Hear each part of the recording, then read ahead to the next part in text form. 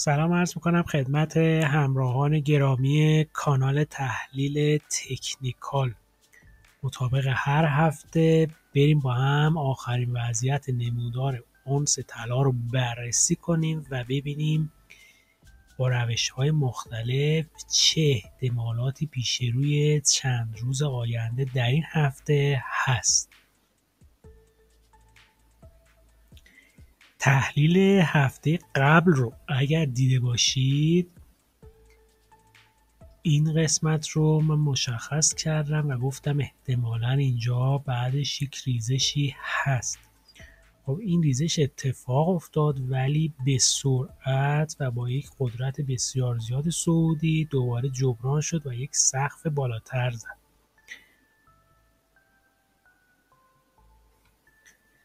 نمودار رو کمی میاریم عقب‌تر، تایم 4 ساعته اگر دقت کنید مدت زیادی هست که نمودار توی این مثلث هست و دقیقاً هر بار با هر قسمتی که تاچ میشه بعدش یا صعود یا ریزش.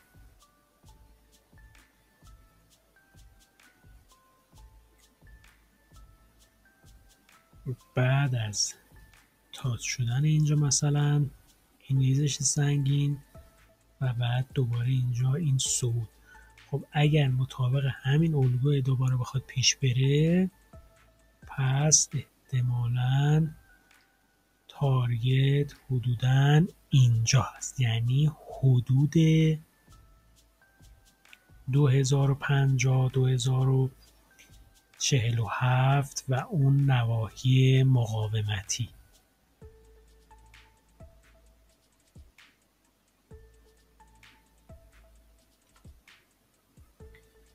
یک حمایت ایستا یا استاتیک بسیار قوی اینجا هست، محدوده حدود 2040. آموزش مقاومت و حمایت استاتیک و داینامیک هم چند روز قبل توی کانال گذاشتم، حتما اون رو ببینید تا دیگه از این به بعد اگر جای اسم حمایت یا مقاومت استاتیک و داینامیک دیدید فکر نکنید یه چیز خیلی عجیب غریب هست و چیز خیلی سختی هست.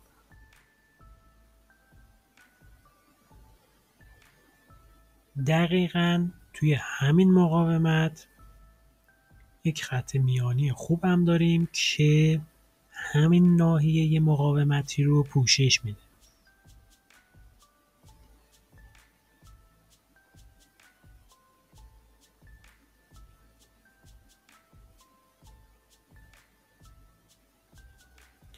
پس با این صحبت هایی که شد به نظر میاد این مقاومت بسیار مهمی هست برای اهداف بالاتر و احتمالاً اگر شکسته شد مقاومت های بعدی 2050 2060 2050 رو که از تحلیل چند لحظه قبل دیدیم و اینجا هم که 2060.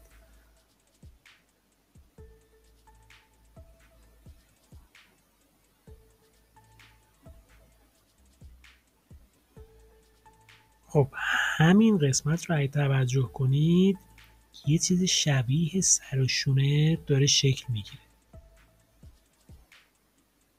و اگر این سر و شونه بگیره احتمالاً اهداف بسیار بزرگی خواهد داشت.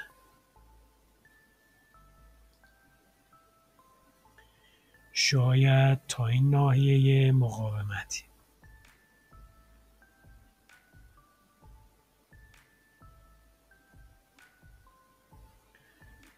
حالا با چنگال بررسی کنیم ببینیم اوضاع چطوری هست. این چنگال که از هفته های قبل بود که شکسته شد اومد روی خط بالای چنگال و این چنگال دیگه اینجا فایده‌ای نداره.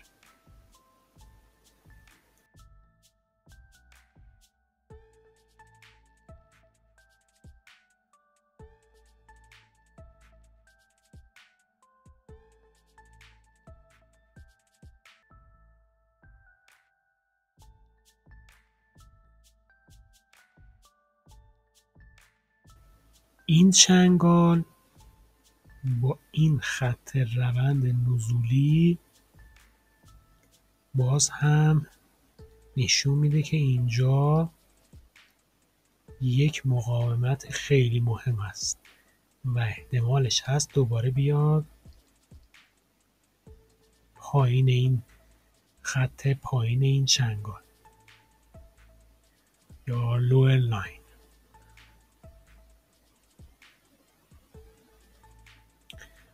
خب حالا بریم سراغ الیوت.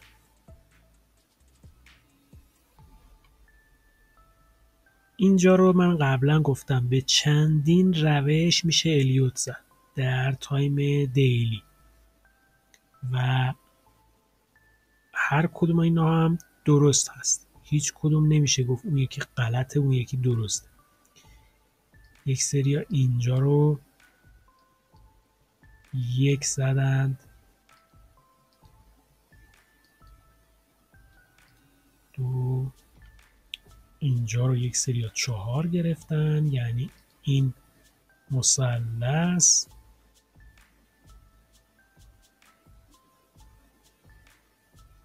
و میگن که یک 5 دیگه احتمالاً هست.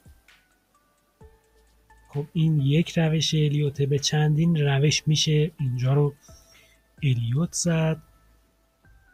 حالا ما میریم تایم پایین. توی تایم 1 ساعته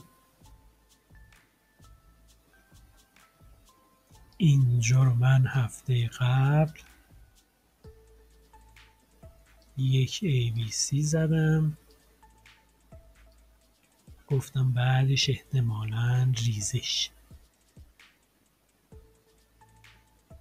حالا الان چیزی که هست اینجا یک روند دیگه مشخص است. اینجا 1 2 3 4، البته اینجا رو میشه 1 گرفت.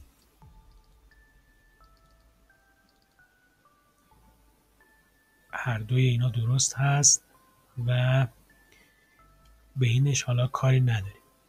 چیزی که الان مهم است این است که ما الان اینجا موج 5 هست.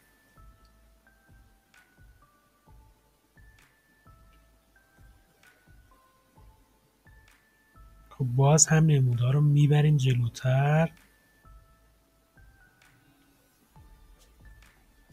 اگر اینجا 4 بوده باشه، 4 و این هم 5،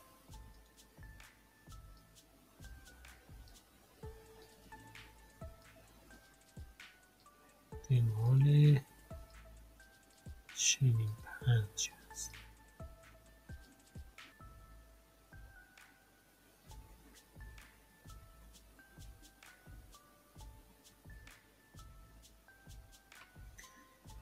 اگر از طریق خط روند بخوایم اینجا حمایت پیدا کنیم، اگر دقت کنیم هم اینو میشه الان خط روند حساب کرد، هم اینو. فعلا دقیق مشخص نیست، ولی چیزی که مشخص هست به نظر میاد اینجا یک ناحیه حمایتی قوی داره میشه. اگر شکسته شد احتمالاً اینجا حمایت بعدی است.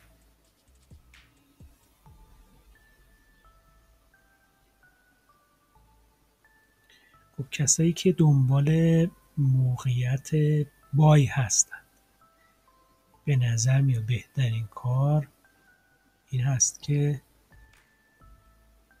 اینجاها دنبال موقعیت بای باشند با یک استاپ دقیق و مشخص. بدون استاپ لطفاً وارد نشید. همین هفته قبل دوباره یک مورد کال شدن $1000 به من پیام داد و $1000 رو روی سل طلا از دست داده بود.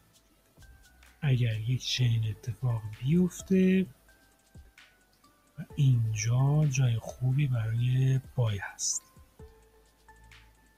این برای موقعیت‌های بای.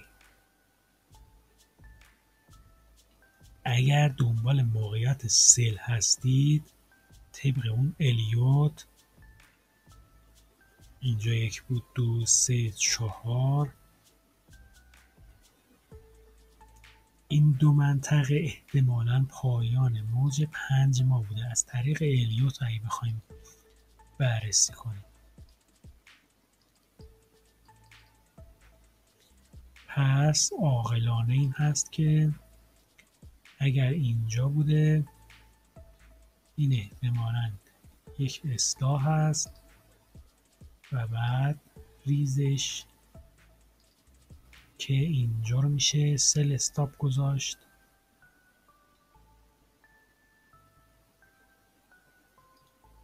یا یک هدف بالاتر و اینجاها دنبال الگوهای برگشتی باشید برای یک سل. مدیریت سرمایه رو فراموش نکنید. اگر موقعیتی نبود برای معامله صبر کنید، بعداً اینقدر موقعیت هست که پیدا میکنید. خب امیدوارم که این تحلیل براتون مفید بوده باشه. لایک و سابسکرایب یادتون نره.